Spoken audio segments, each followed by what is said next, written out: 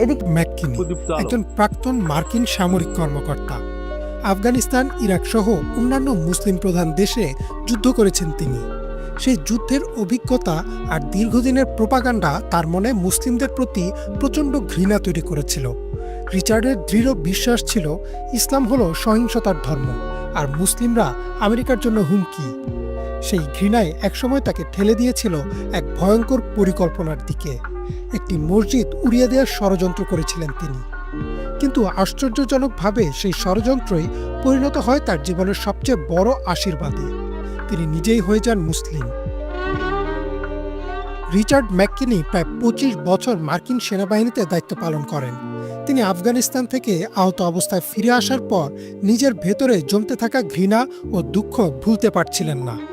বিবিসিতে দেওয়া সাক্ষাৎকারটিতে তিনি আরও বলেন, তার বিশ্বাস ছিল ইসলামই সব সমস্যার মূল।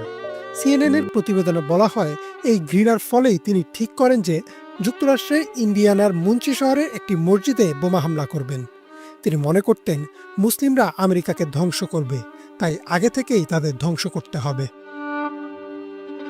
টুয়ার্ডস ইটার্নিটিতে দেওয়া এক পডকাস্টে রিচার্ড জানান, সামরিক অভিজ্ঞতাকে কাজে লাগিয়ে তিনি নিজেই একটি শক্তিশালী বোমা তৈরি করেন।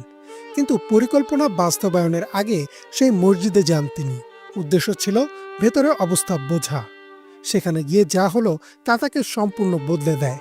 তিনি আশা করেছিলেন ভেতরে গিয়ে বৈরী আচরণ দেখবেন, কিন্তু মুসলিমরা তাকে স্বাগত জানালেন, চা খাওয়ালেন, কথা বললেন, এমনকি তার সামরিক পটভূমি জানার পরও তাকে আলিঙ্গন করলেন।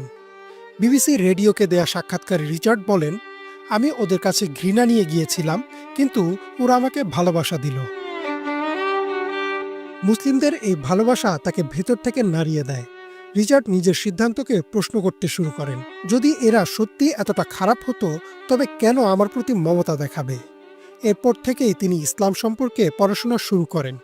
সেই মসজিদ থেকে তাকে একটি ইংরেজি অর্থসহ কোরআন দেয়া হয়। কোরআন পড়ে তিনি জানলেন তাওহীদের ধারণা, আল্লাহ এক, তার কোনো শরিক নেই। আর এই ধারণা তার মনে গভীর প্রভাব ফেলে।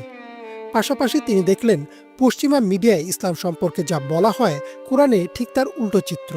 তার মনে গভীর দাগ কাটে সূরা মাইদার ৩২ নম্বর আয়াত, যেখানে আল্লাহ বলেন, যদি কেউ কাউকে হত্যা করে, হত্যার অপরাধ বা পৃথিবীতে ফিতনা সৃষ্টির অপরাধ ছাড়া, তাহলে সে যেন সমগ্র মানবজাতিকেই হত্যা করল।